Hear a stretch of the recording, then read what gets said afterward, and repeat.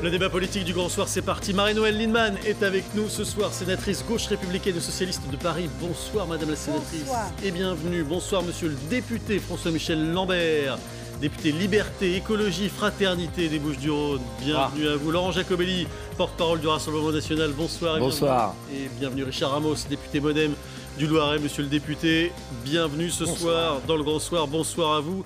En cette journée au cours de laquelle on a entendu cette annonce évidemment particulièrement forte tout à l'heure de la part d'Emmanuel Macron.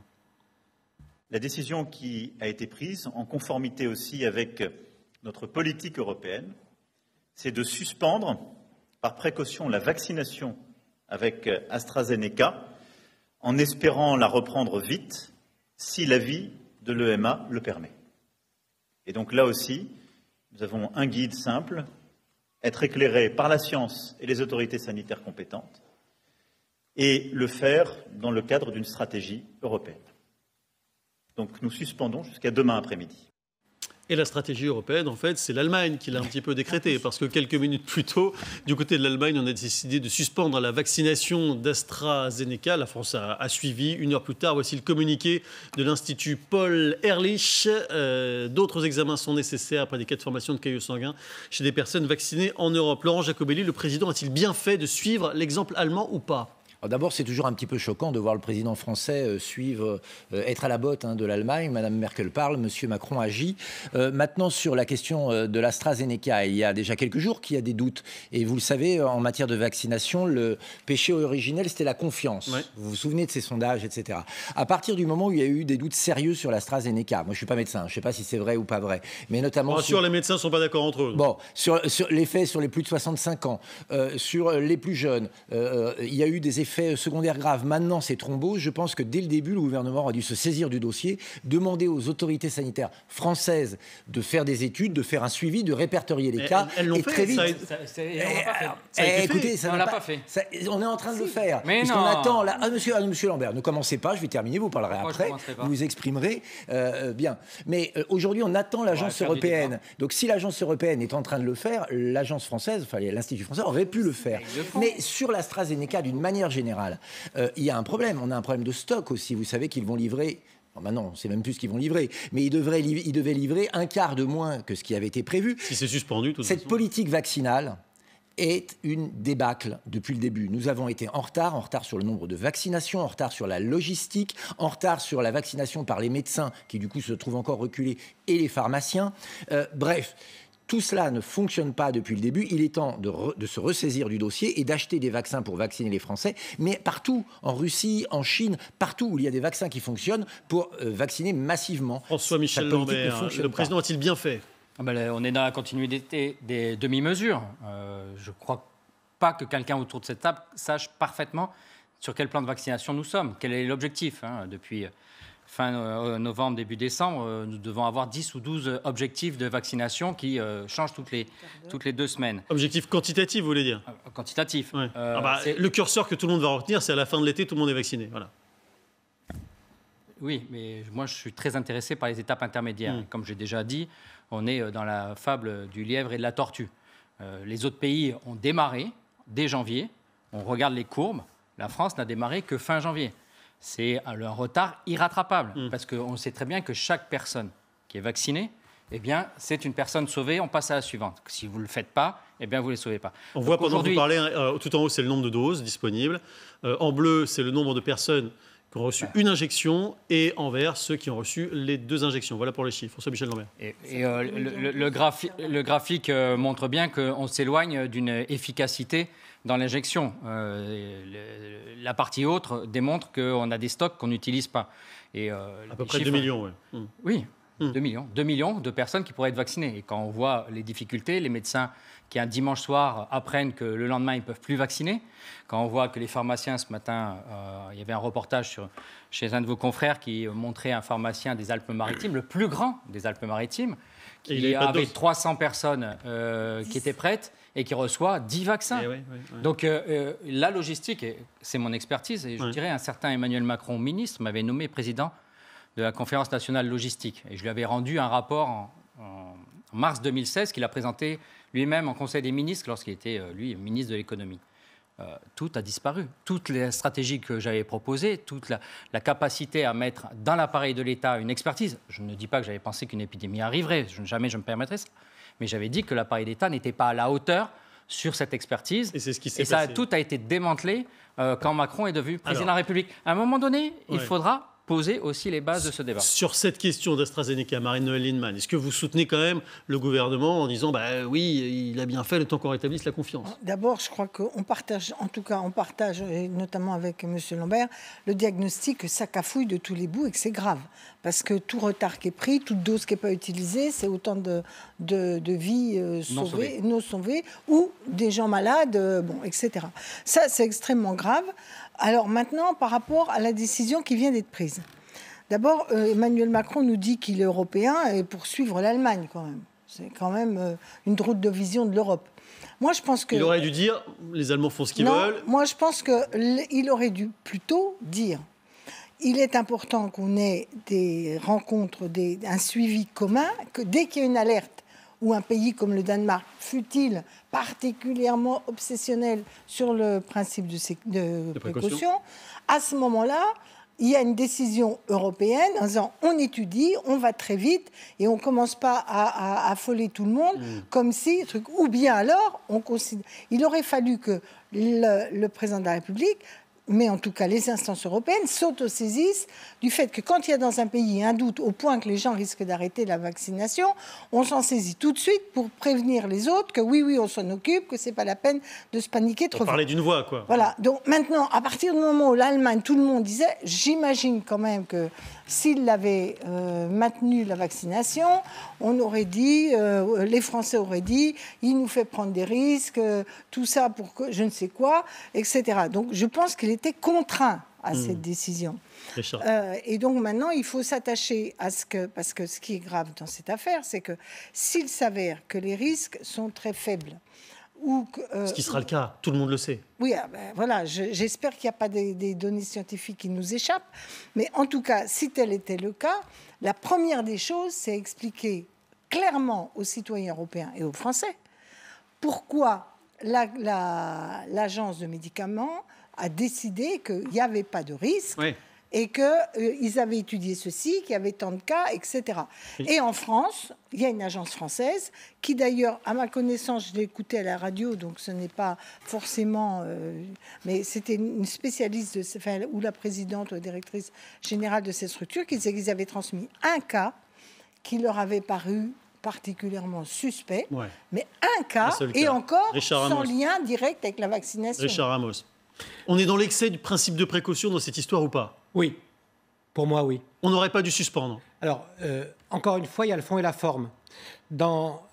Sur la forme, je pense qu'il ne pouvait pas faire autrement. Moi, je voyais, l'AstraZeneca, ça fait à peu près 3 semaines que j'entends dans le centre de vaccination à Châteauneuf-sur-Loire, chez moi, les gens qui ont peur avec l'AstraZeneca. Mais les médecins généralistes les ont rassurés. C'est-à-dire que finalement, le samedi dernier, on en a vacciné 300. Il y en avait à peu près 200 qui avaient peur avec l'AstraZeneca. Et ils sont repartis quand même confiants. Ils étaient contents d'être vaccinés. Donc, le fait que l'Allemagne nous dise « j'arrête », la confiance là, pour le coup, même pour les médecins généralistes, parce que c'est eux qui donnent le là sur le territoire, elle était compliquée. Mais sur le fond, je trouve qu'on a tort. Parce que je ne suis pas un expert, mais mon intuition, mon sentiment, c'est qu'on sauve plus de vies à vacciner que la précaution qu'on prend à ne pas vacciner. Tout à fait. Et donc, finalement, cette balance-là, elle est négative. Et donc, finalement, je pense que c'est une mauvaise chose. Voilà. Et qu'on aurait dû dire ce soir, eh bien, nous pensons, nous assumons le fait que nous allons continuer à vacciner. Mais si ça a été pris, cette décision a été prise parce que je ne suis pas le chef de l'État, c'est parce que je pense que les Français, peut-être, n'étaient pas prêts à l'entendre. Mais je pense que ce n'est pas une bonne solution quand même. Est-ce que je peux dire quelque chose là-dessus? Je pense que dans l'équilibre, la formule... Moi, hier, j'avais déjà été frappée par la formule choisie par le directeur général de la Santé, qui était dit, dans l'équilibre risque Bénéfice-risque. Bénéfice-risque, il est positif. Oui, enfin, ça dépend quelle est l'ampleur du risque. Et oui, 60-40. Et je trouve que sa formule n'était pas claire.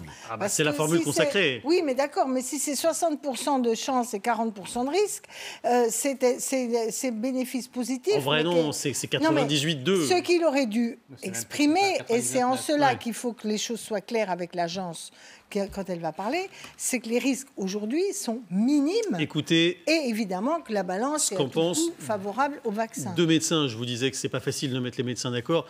Pour dire les choses franchement, il y a à peu près 90% des médecins qui disent comme le docteur Ichouk, vous allez l'entendre, mais il y en a aussi certains quand même qui disent attention, comme le docteur Flao. On écoute.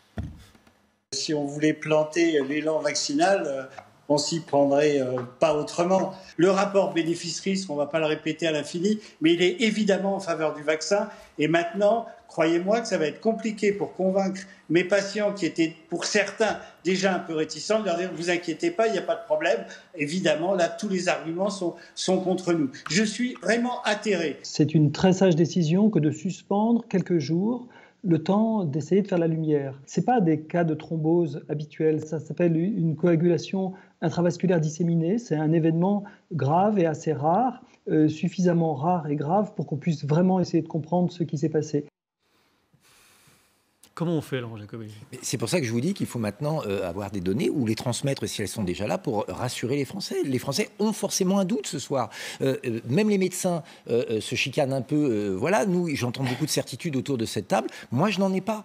Et je ne sais pas rassurer les Français autrement que par des études chiffrées qu'il faut mener, voire les collecter, vous l'avez dit, dans d'autres pays, et transmettre et dire la vérité aux gens. Et les Français sont assez intelligents pour en tirer les conclusions, mais ça montre la limite de la stratégie du gouvernement qui est sur le tout vaccin et qui n'a pas agi à 360 degrés. On est encore très en retard sur la recherche d'un traitement. On est très en retard sur certains nombres de tests, comme par exemple les autotests. Aujourd'hui, vous savez, en Allemagne, dans les gares, vous avez des distributeurs. Vous pouvez acheter un autotest. Et donc, ça peut aider aussi à ça. On est très en retard aussi sur le nombre de créations de nouveaux lits de réanimation, puisque c'est 0 en un an. Donc, tout ce travail de fond n'a pas été fait. On est très en retard et c'est vraiment chronique d'une débâcle annoncée. Pour avoir quelques informations là-dessus, il suffit d'aller à Londres, hein, parce que c'est là que ce vaccin a été créé, en Grande-Bretagne en tout cas, et il est administré très largement depuis le mois de décembre déjà. Ellie Stern est avec nous justement depuis Londres. Les Britanniques n'ont aucune réticence sur AstraZeneca. Ils doivent être un petit peu effarés de voir le débat ici, de ce côté-là de la Manche, et l'ensemble des suspensions qui arrivent en cascade. Oui, les Britanniques, globalement, font front. Ils défendent leur vaccin. Le Premier ministre britannique Boris Johnson, cet après-midi, l'a dit une fois de plus. Ce vaccin, il est sûr, il est efficace. Le vaccin d'Oxford AstraZeneca, il a déjà été administré ici à plus de 11 millions de personnes. Vous l'avez dit, ça fait, en fait, depuis tout début janvier, il y a déjà plus de 2 mois de recul.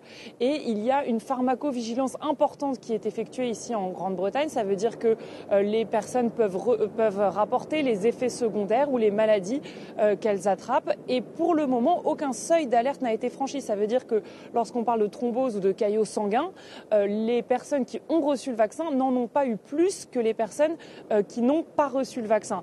En revanche, pour les effets secondaires que certains ont ressentis, quelques heures, quelques jours après la vaccination, il y a là des douleurs, parfois des maux de tête, des douleurs au niveau du bras.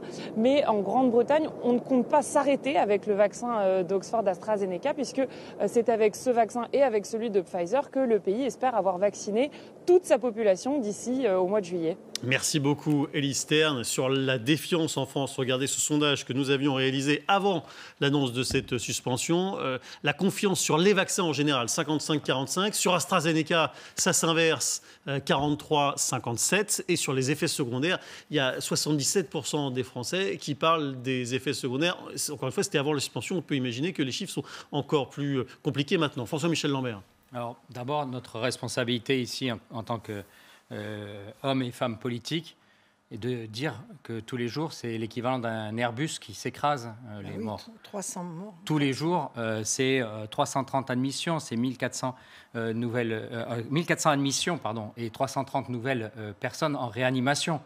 Donc, on peut avoir peur d'un vaccin. Je crois que la vraie peur que nous avons à avoir, c'est la maladie. C'est la maladie. Bien sûr. Et c'est ça qui m'inquiète, c'est qu'il y a quelques semaines encore, Emmanuel Macron était présenté par certains de ses laudateurs comme le plus grand épidémiologiste de France.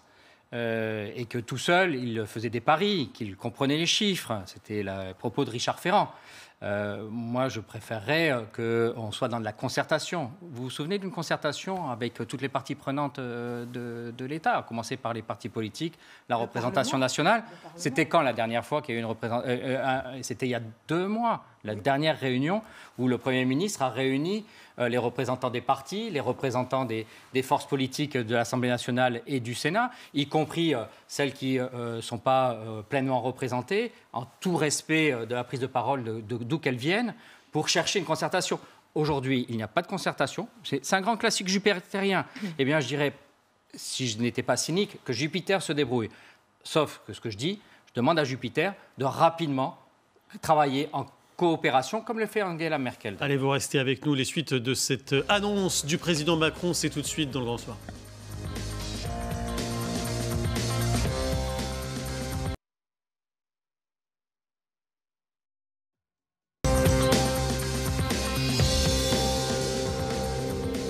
Allez, le débat politique du Grand Soir, ça continue. Laurent Jacobelli est avec nous pour le Rassemblement national. Richard Ramos pour le MoDem. François-Michel Lambert, Liberté, Écologie, Fraternité. Marie-Noëlle Lienemann, la gauche républicaine et socialiste. Toujours autour de cette suspension d'AstraZeneca. On sera avec le docteur Robert Cohen dans quelques instants pour essayer d'en avoir le cœur net. On l'écoutera religieusement. D'abord, que reproche-t-on précisément à ce vaccin? Nivine Potros, vous avez voulu vérifier. Y a-t-il vraiment, oui ou non, un problème? Alors, on reproche à AstraZeneca de provoquer des effets indésirables graves et notamment des problèmes sanguins, que ce soit des difficultés pour le sang à coaguler ou alors la formation de caillots sanguins, ce qu'on appelle communément des thromboses.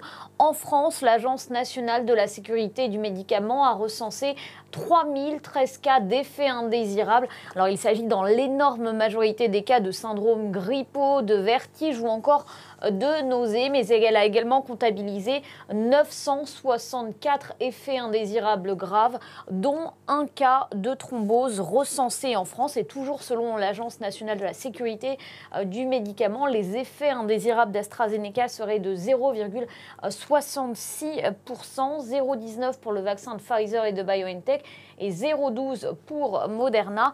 À l'échelle européenne, on a également des chiffres. 41 cas de thrombose recensés en Europe sur les 5 millions de vaccinés. Et il y a un pays qui a énormément vacciné avec ce AstraZeneca, c'est le Royaume-Uni. Les chiffres britanniques sont plutôt rassurants. 35 cas de thrombose sur 9,7 millions de vaccinés. Ça fait 0,0004%. Pour celui de Pfizer, eh bien, on comptabilise là aussi 24 cas de thrombose sur les 10,7 millions de personnes qui ont reçu un vaccin. Ça fait 0,0002. Vous le voyez, les chiffres sont assez similaires. Alors, Nivine, le vaccin, pour l'instant, il est suspendu jusqu'à jeudi. Mais si cette suspension devait se confirmer, ce serait un bouleversement colossal pour la politique vaccinale de la France. Ça, il faut bien le mesurer. Effectivement, regardez ce tableau, c'est le nombre de commandes passées pour la France. Et vous le voyez, AstraZeneca, c'est 44 millions de doses que nous devrions recevoir d'ici le mois de juillet. 44 millions de doses, c'est 22 millions de Français potentiellement vaccinés. Et effectivement, si cette suspension dure, eh bien, il faudra trouver un plan B. Le problème, c'est que le plan B, c'est probablement le vaccin de Johnson & Johnson, qui est le 4e vaccin homologué. Mais vous le voyez, les quantités sont très infimes. 1 million seulement de doses en avril et Johnson & Johnson a d'ores et déjà indiqué qu'il allait subir d'importants retards de livraison. Ça risque d'être très compliqué si cette suspension dure. Merci beaucoup Nivine. Le professeur Robert Cohen est donc avec nous, pédiatre, infectiologue à l'hôpital de Créteil. Dites-nous votre avis, professeur. Est-ce que cette suspension, c'est une bonne décision ou bien c'est basé sur du vent, c'est du fantasme pur? Écoutez, dire que c'est une bonne décision, les médecins globalement auraient préféré cette décision soit avant, soit après avoir attendu les résultats de l'Agence européenne. Globalement, quand on suspecte un effet indésirable pour un vaccin, on se pose 3 questions. La première, est-ce que c'est plus fréquent que ce qui est attendu dans la population non vaccinée? Les données qu'on a aujourd'hui, qui sont sorties de l'Agence du médicament, de l'Agence européenne ou de l'OMS, montrent que a priori, c'est pas plus fréquent. Peut-être qu'il y a des données qui ne sont pas encore publiées, mais ça, c'est le premier point. Le deuxième point, est-ce que ces manifestations se regroupent le jour de l'injection du vaccin, une semaine après, 15 jours après, on ne sait pas. C'est-à-dire qu'en général, quand un vaccin ou un médicament donne un effet indésirable, ça survient toujours à peu près dans le même délai. Là, on n'a pas de notion. Et le troisième point, c'est est-ce que ça touche des populations particulières? C'est-à-dire que, par exemple, même si ce n'est pas plus fréquent, mais si ces phénomènes de thrombose touchent des gens plus jeunes ou ont des caractéristiques particulières.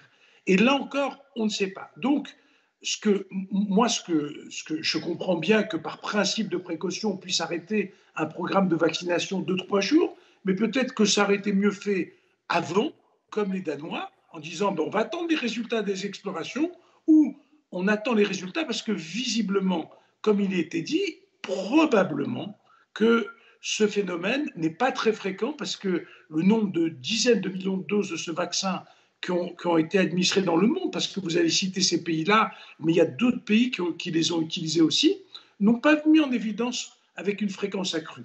Donc, maintenant, cette décision est prise. Il faut que dès jeudi, quand l'agence européenne se prononcera, et c'est mieux que ça soit au niveau européen, parce qu'il y aura plus de cas. Si c'est que seulement les cas français avec nos 1,5 million de vaccinés, ça n'a pas la même puissance que les 40 millions de vaccinés qu'il y a pu avoir dans les autres pays européens, en Angleterre ou au Maroc, par exemple. Donc c'est bien que ça soit des décisions internationales avec le regroupement de tous les effets indésirables qui permettent de mieux apprécier ce risque. Est-ce que vous ne craignez pas, professeur, que même si, comme c'est très probable, l'Agence européenne du médicament dit qu'il n'y a pas de problème particulier avec AstraZeneca, la confiance soit cassée pour de bon sur ce vaccin pour lequel la France a misé énormément? On peut même dire qu'une très grande partie de la politique vaccinale de la France se joue là-dessus. Oui, on peut le regretter, d'autant plus que ce n'est pas le premier ennui qu'a ce vaccin. Au début, il avait la réputation d'être moins efficace que les autres. On s'est aperçu qu'en Angleterre, ce n'était pas tout à fait le cas. Ensuite, il a eu la réputation de donner, et ça, ce n'était pas qu'une réputation chez les gens jeunes, beaucoup de syndromes grippaux juste après la vaccination. Ensuite, il y a les problèmes d'approvisionnement et maintenant, il accumule un certain nombre d'ennuis apparents ou réels qui font que la confiance va être difficile à reconstruire. Mais je pense qu'il faut le faire parce que si ce vaccin est efficace, c'est un vaccin qui peut être administré partout. Il va être administré partout parce que ses conditions de conservation sont bonnes. Moi, personnellement, quand on verra le rapport à la fois complet de l'Agence européenne, de l'Agence française et de l'OMS, eh ben, je crois qu'il faudra mettre tout sur la table et refaire une campagne de vaccination. Moi, si les résultats sont bons, je revaccinerai avec ce vaccin sans hésiter. Il est très important, professeur Cohen, que ce vaccin puisse revenir dans le circuit, surtout en ce moment. On sait que les chiffres sont très, très tendus, notamment en Île-de-France. On va y revenir dans quelques instants. Vous qui êtes de Créteil, est-ce que vous pensez que le confinement se précise? Est-ce que peut-être vous le souhaitez? C'est le cas de certains de vos confrères. Alors, maintenant, au stade où on en est, il faut prendre plus de mesures. Maintenant, quand on dit confinement, quel type de confinement on peut avoir? Est-ce que ça va être un confinement aussi sévère que celui de mars de l'année dernière? Ça, c'est que ça serait quand même extrêmement dur à la fois pour la fermeture des écoles, à la fois pour l'économie, à la fois pour les conséquences psychologiques et mentales de toute la population. Est-ce que ça va être un confinement plus léger comme celui qu'on a eu en novembre ou d'autres mesures? Ça, c'est aux politiques de prendre ce type de mesures, mais on est obligé d'aller plus loin dans les mesures qui ont été prises. Et donc, je pense que des décisions vont être prises indiscutablement. Oui. Merci beaucoup, professeur, pour avoir été ce soir en direct avec nous. Richard Ramos, réaction à ce que vient de dire le professeur Cohen. Ouais, je crois que c'est cohérent. Je trouve que c'est juste ce qu'il dit. Par contre, je pense qu'il a dit si dans 2-3 jours, on nous dit on peut y aller, il a dit tout de suite je revaccinerai. Moi, je suis assez confiant pour retrouver la confiance. Moi, je pense que si les médecins généralistes sont capables d'expliquer à leurs patients comme quoi on peut y aller. Les gens les Finalement, écoutent. Il y a une crainte initiale. Moi, j'ai vécu ça là, sur à peu près 1000 cas. Ouais. Il y avait une crainte initiale qui était déjà là. Mais quand les médecins expliquent, les gens font confiance à leur médecin. Et donc ce rapport entre le médecin de ville et puis les patients fait qu'on peut retrouver la confiance. Voilà. J'espère que finalement c'est un chaos de confiance et donc on fait un choc de confiance pour mieux la retrouver. Si c'est ça, je dirais que ce sera juste une petite péripétie. Mais en tout cas, on s'aperçoit quand même. Il y a hier ou avant-hier, on nous aurait dit qu'on débattrait encore sur quelque chose qui est quand même un choc aujourd'hui. On ne l'aurait pas cru. Avec ce vaccin quand même, le pire n'est jamais certain, comme disait un vieux film américain. Vous y croyez, François-Michel Lambert, à ce retour de la confiance? Moi, je souhaite le confinement. 3 semaines. À un moment donné, il faut y aller. Je crois qu'on ne peut pas rester dans un entre-deux. Pour éviter le confinement, nous avions besoin d'une vaccination puissante. Le Premier ministre, hier encore, à juste titre, se satisfaisait de 300 000 vaccinés dans une journée et une croissance, il faut qu'on soit à 500 000 par jour. Si on veut atteindre l'été, c'est 500 000 injections par jour. On n'y sera pas. Et donc le revers, c'est les risques, je l'ai redit, 250 à 300 morts par jour, 300 à 350 personnes en réanimation de plus par jour, 1300 admissions à l'hôpital de plus par jour. On a une illustration avec ces personnels des hôpitaux qui sont épuisés. La solution, c'est le confinement. L'Italie vient de le faire sur une très grande partie. Alors, peut-être confinement régionalisé. Et c'est là où la verticalité qui a prévalu depuis 1 an maintenant qu'on y est, elle doit passer à la confiance avec les élus des territoires, à la confiance avec la représentation parlementaire. Mais je dis, l'Île-de-France doit avoir un confinement comme d'autres régions. Y aura-t-il confinement ou pas? Emmanuel Macron, en tout cas, a annoncé des mesures nouvelles dans les jours à venir. Écoutez. C'est en fonction de ces évolutions que nous aurons à prendre dans les jours qui viennent, sans doute, de nouvelles décisions et que nous aurons encore à en prendre et que j'ai demandé aussi au gouvernement de travailler pour que dans les prochains jours, nous puissions redonner de la visibilité à nos concitoyens sur le calendrier, sur pas simplement les prochains jours, mais également les prochaines étapes, en fonction aussi des clarifications que nous aurons sur les vaccins. Voilà, il parle du côté sombre et puis du côté peut-être un petit peu plus lumineux. Il essaie de marcher sur ces deux jambes-là, le président, même si c'est pas simple. Et regardez ce chiffre qui est plutôt du côté obscur, si j'ose dire, c'est le taux d'incidence en Ile-de-France. On dépasse les 400 pour 100 000 habitants avec ces disparités importantes d'un département à l'autre entre les Yvelines et la Seine-Saint-Denis. On voit que ça n'a rien à voir. Laurent Jacobelli, on pourrait y échapper à ce reconfinement partiel, week-end, que sais-je encore sur l'Île-de-France quand on voit ces chiffres-là? Écoutez, moi, j'ai pas de boule de cristal. Ce que je sais, c'est que le confinement, c'est un aveu d'échec. C'est quand vraiment tout le reste a raté. Et c'est la dernière solution, le confinement. Je vous rappelle quand même qu'il y a une PME sur 2 qui menace de faire faillite, que 70% des étudiants sont au bord de la dépression nerveuse. Il y a des restaurateurs qui vont très mal. Certains, malheureusement, mettent fin à leur jour. Donc, je pense qu'avant de remettre la France sous cloche, il faut essayer tout le reste. Et force est de constater, malheureusement, que tout le reste n'est pas essayé. Les 12 000 lits de réanimation promis par M. Véran il y a 1 an, on les attend toujours. On parlait tout à l'heure des tests où voilà, il faut encore faire quelque chose. Mais à quoi dans les pays où le confinement a marché, c'était un temps où le confinement a servi à quelque chose. Vaccination massive, tests massifs dans les zones à risque, où des choses ont été mises en place. Si on fait un confinement juste pour mettre la France sur pause, et dans 15 jours, 3 semaines, pour faire plaisir à M. Lambert, on remet sur on, et que la France repart avec une politique vaccinale qui n'en est pas une et qui est indigne d'un gouvernement, enfin d'un pays comme le nôtre. Pas sûr que ce soit pour me faire confiance. Si jamais les politiques de test ne sont pas faites de manière intelligente, notamment sur les lieux de travail, etc., s'il n'y a pas une politique d'isolement, on recommencera. Donc on va faire le yo-yo ad vitam aeternam. Il faut maintenant prendre des mesures de fond, ce que le gouvernement ne fait pas. Oui, on peut évidemment attendre des mesures de fond, mais enfin, si on ne fait pas le confinement et qu'on n'a pas les mesures de fond, ce sera encore pire. Donc c'est pas l'un ou l'autre, c'est la question du confinement. Donc c'est les deux, vous vous dites oui, faisons le confinement moi, je dis, vacciner à fond. Je dis, premièrement, écoutez, je voudrais savoir quelle est la stratégie intermédiaire que le gouvernement nous propose entre l'état où nous sommes en Île-de-France et le confinement total. Moi, je n'ai pas vu de bilan sérieux sur le confinement de week-end. On n'arrive pas à savoir si... On ne sait pas encore trop, oui, c'est vrai. Voilà. Donc, à partir de ce moment-là... Les chiffres ne sont pas très, très bons non plus. Voilà. Donc, qu'est-ce que nous disent alors là, presque tout le monde hospitalier? c'est que ça ne va pas pouvoir continuer comme ça, au moins pendant quelques semaines. Ce sont les services de réanimation, pour être plus précis, parce que ce n'est pas le cas dans tous les services. Aux urgences, par exemple, semble-t-il, ça ne se passe pas si mal que ça. Et l'important, c'est la réa, parce que c'est quand même là que se posent les problèmes de survie les plus importants. Et je crains que les TGV, les hélicoptères et tous les autres trucs ne suffiront pas à compenser la pression sur les réanimations. Donc on n'y coupera pas, quoi. Et par ailleurs, je considère qu'aujourd'hui, alors là, pour le coup, tout le monde est d'accord qu'il n'y a pas de travail collectif démocratique préparé du côté de l'État et du gouvernement et de Macron.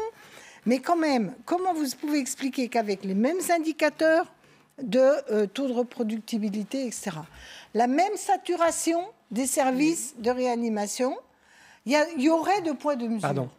Donc moi, je pense que là, on a besoin aussi d'avoir des critères qu'on choisit, qui dépendent des territoires, et on les voit venir, on voit si on peut agir dessus, et si on ne peut pas, on prend des décisions. Oui, mais ce qui est très difficile, c'est que à la fois, on parle du confinement, et les médecins nous disent, par exemple, il faut confiner sur mes lits de réa. Mais la vie continue. Quand on est confiné, c'est plus de femmes battues. C'est dans notre ruralité. Pardon, dans notre ruralité. Ça veut dire que les gendarmes sont là beaucoup plus souvent pour arrêter ça. C'est les Français qui nous disent en même temps, je vais être confiné, et en même temps, ils nous disent, si je suis encore confiné pendant 3 mois, je ne tiendrai plus et je ne respecterai pas les règles et la loi. Et donc, c'est ça qui est difficile. Bien sûr, je comprends bien que c'est difficile. Mais pardon, je vous ai laissé parler. Et donc, le confinement, c'est des drames humains. Et donc, non, mais attendez, on peut parler... 330 drames par jour. Oui, mais il y a aussi d'autres types de drames. Nous, 300 par jour.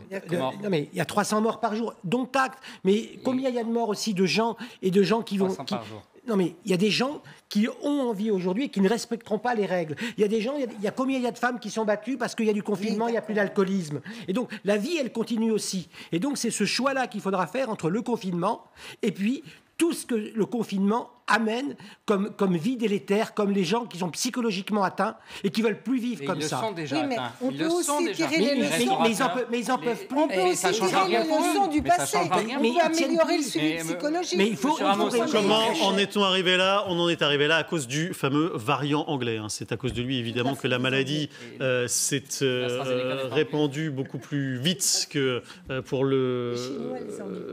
la première version de cette maladie. Il se trouve qu'il y a une étude britannique qui vient de sortir qui en dit un petit peu plus sur, non pas la contagiosité, mais la dangerosité de ce variant anglais. Qu'en est-il, Nivine Potros? Oui, effectivement. Les chercheurs britanniques, ils ont comparé les données de près de 110 000 personnes testées positives, 54 000 testées avec la souche historique en octobre dernier et à peu près le même nombre testés avec le variant anglais. À chaque fois, évidemment, on a comparé des groupes similaires, que ce soit le même âge, le même sexe, le même milieu social. Et les chercheurs britanniques sont arrivés à ce chiffre. Dans le groupe contaminé par la souche historique, 141 décès à déplorer et 227 pour le groupe contaminé avec le variant anglais. Ça représente 0,26% des patients décédés pour le premier groupe et 0,41% pour le second groupe. Ce qui fait donc dire aux chercheurs britanniques que ce variant britannique, il serait 64% plus mortel que la souche qui circulait jusqu'à présent un peu partout dans le monde. Des mauvais chiffres qui font écho à d'autres études sur la contagiosité. Cette fois, de ce variant anglais, il serait 70% plus contagieux. Pourquoi ? Tout simplement parce qu'il s'accrochait beaucoup plus facilement aux cellules de notre organisme. Merci beaucoup, Nivine. Et il y a un autre variant qui semble faire son apparition. C'est un variant breton, figurez-vous. Une note de la Direction générale de la santé ce soir à destination des professionnels alerte sur ce possible nouveau variant détecté dans les Côtes-d'Armor et le Finistère. L'analyse moléculaire réalisée par le CNR de Pasteur met en évidence un nouveau variant porteur de 9 mutations. Ce variant breton fait l'objet d'investigations sur un possible défaut de reconnaissance par les tests virologiques conduisant à un sous-diagnostic et sur sa transmissibilité, sa sévérité et le risque éventuel d'échappement immunitaire. On vous en dira plus évidemment dans quelques instants dans le journal. D'abord, direction l'Italie qui est un pays qui a reconfiné justement à partir d'aujourd'hui. Les 3/4 du pays sont de nouveau reconfinés. Camille Baron est allée sur place pour voir comment ça se passe. Vous êtes du côté de Milan. Racontez-nous cette première journée de reconfinement donc pour les 3/4 du pays. eh bien, ça a été difficile, cette première journée pour les Italiens. Pour beaucoup, ça devient long, tous ces reconfinements. Ils vivent ça un petit peu comme un retour en arrière et difficile de trouver des perspectives d'amélioration. Malgré ça, les règles ont globalement été bien respectées. Regardez cette place du Duomo ici à Milan. Normalement, il y a énormément de monde et là, c'est quasiment désert. Alors, c'est aussi parce qu'il y a des contrôles de police. On en a croisé plusieurs patrouilles. Et puis, j'étais même à Turin ce matin et là aussi, les règles étaient très respectées puisque les écoles, les commerces, les lieux publics, tout est fermé. Se déplacer entre les régions est aussi interdit. Alors, c'est difficile, mais pas le choix, selon le nouveau chef du gouvernement italien, Mario Draghi, puisqu'avec le variant anglais qui explose en Italie, les hôpitaux qui sont au bord de la saturation et puis la crise économique, la pire depuis la Seconde Guerre mondiale ici en Italie, eh bien, pas le choix, il faut reconfiner. Mario Draghi, qui est donc partisan d'une ligne dure, il fait ce choix du reconfinement contrairement à la France et il fait aussi le choix d'accélérer la campagne de vaccination avec un objectif 500 000 par semaine, même s'il y a eu un petit coup d'arrêt cet après-midi. Cette fois, comme la France, l'Italie a suspendu la vaccination avec AstraZeneca en attendant la décision de l'Agence européenne du médicament mercredi. Merci beaucoup Camille Baron en direct de Milan. Laurent Jacobelli, il y a un an, vous vous en souvenez, c'était le moment où Emmanuel Macron avait annoncé le confinement. On avait suivi l'Italie d'une dizaine de jours. C'est vrai. Est-ce que vous pensez que cette fois ce sera la même ? Écoutez, une fois encore, je n'ai pas les données médicales et je ne l'espère pas pour toutes les raisons qu'on a vues déjà. Ouais. La seule chose que je peux constater, c'est que la France, aujourd'hui, malheureusement, paye cher la perte de souveraineté et son déclassement. C'est-à-dire qu'aujourd'hui, nous n'avons pas de fabricants français de vaccins. Aujourd'hui, nous dépendons de pays, du bon vouloir de pays ou de producteurs de vaccins à l'étranger. Aujourd'hui, nous dépendons du bon vouloir de Mme Merkel, de l'Union européenne pour acheter des vaccins. Il faut reprendre les rênes. Moi, quand je pense à cette biotech, à cette... Nantaise. On a laissé les Anglais la financer pour avoir la priorité des vaccins. La France n'a pas été capable de mettre de l'argent sur la table. Je suis extrêmement triste. Et avec ces mondialisations, évidemment, les virus vont circuler dans les années à venir encore plus. Et donc, il faut se prémunir. Il faut relancer une industrie française du médicament et du vaccin. Il faut à nouveau pouvoir avoir les rênes et la maîtrise, parce que sinon, c'est toute la population qu'on met en danger et qu'on met simplement dans les mains du bon vouloir d'autres puissances qui, évidemment, vont protéger leur population avant. Sur le confinement, évidemment, Emmanuel Macron écoute les médecins, mais c'est pas facile de dégager un consensus. Écoutez. On a encore des semaines difficiles devant nous. Oui. Parce que votre épidémie est très présente, mais on va donner de la visibilité avec des étapes de rouverture pour les activités, catégorie par catégorie. Oui, voilà, non, c'est pas du tout ce que je vous avais annoncé. Écoutez les médecins. Il est médecin, peut-être. D'un point de vue sanitaire, oui, il faudrait reconfiner, il n'y a aucun doute. Alors, elle n'est pas encore hors de contrôle, mais elle va l'être. J'entends beaucoup dire qu'une semaine sans confinement est une semaine gagnée. Je n'ai pas la même analyse. Pour moi, c'est une semaine perdue. Moi, il y a des indicateurs qui sont plutôt au vert. Quand on voit qu'en Ile-de-France, par exemple, les médecins généralistes ne voient plus de malades, quand on voit que les services d'urgence sont à moins 30% d'activité, quand on voit que les taux d'hospitalisation conventionnels ne sont pas sur du rouge écarlate, eh bien, je me dis qu'il n'y a pas une flambée de l'épidémie. Ce qui justifierait un reconfinement, c'est une flambée de l'épidémie. Actuellement, à date, on n'y est pas. Alors ça dépend aussi du consensus politique, puisqu'on nous a expliqué il y a quelques semaines qu'à partir de maintenant, les autorités françaises demandaient aux élus locaux leur avis. Sur l'Île-de-France, justement, qu'en dit la région ? On est avec Farida Adlani, qui est vice-présidente de la région, chargée notamment de la santé. Ce matin, Farida Adlani, Valérie Pécresse a dit qu'elle était prête à accepter la perspective d'un confinement. Est-ce que vous avez peut-être quelques infos ? Est-ce que cette perspective se précise ? Mais écoutez, aujourd'hui, on prend le contre-coup, j'ai envie de dire, de ce qui se dit aujourd'hui avec le vaccin AstraZeneca. Effectivement, on est en train de demander l'accélération de la vaccination et en même temps, alors je comprends le principe de précaution de cette vaccination qui est aujourd'hui arrêtée, mais il est clair que si on veut éviter le confinement, il faut tout faire pour l'éviter. Ça, c'est ce qu'on dit avec Valérie Pécresse, à savoir qu'on est sur une ligne de crête entre un plateau très haut avec des lits de réanimation qui sont au bord de la saturation, même si nous, on est en train de déployer des lits de réanimation pour donner un peu plus de souplesse et de flexibilité. Il y a aussi la problématique des personnels qui sont quand même épuisés. Alors évidemment, ce confinement, s'il est acté par le gouvernement, bien évidemment, eh bien, on l'actera également et on n'y s'y opposera pas.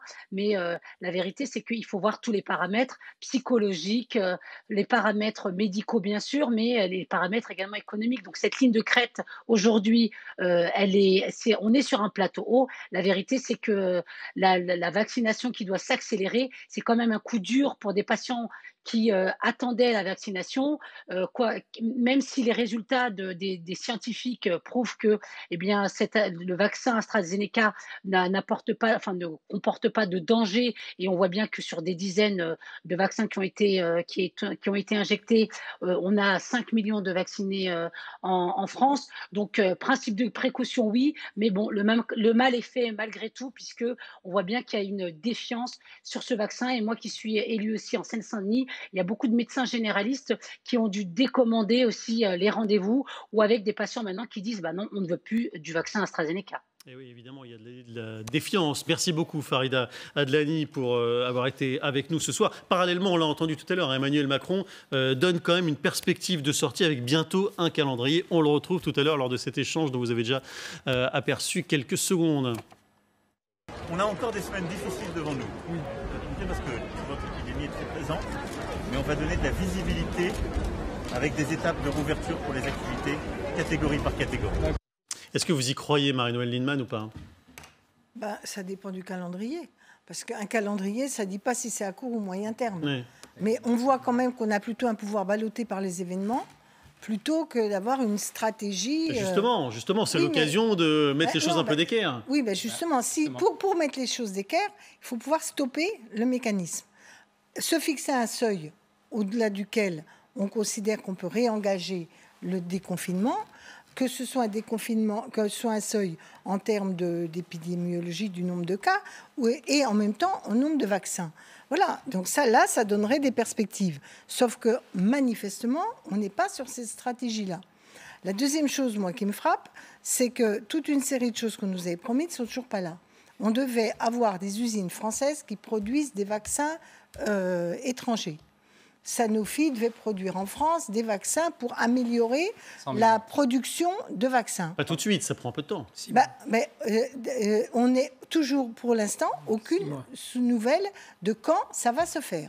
6 mois. On dit 6 mois pour pouvoir remettre la production en France. On dit qu'il fallait 6 mois. Donc Sanofi a dit on sera prêt à le faire éventuellement sur le Pfizer. Mais on n'a même pas d'accord. Le conditionnement des doses, c'est ça. C'est quand même assez abasourdi sur le délai, mais bon. Bien sûr.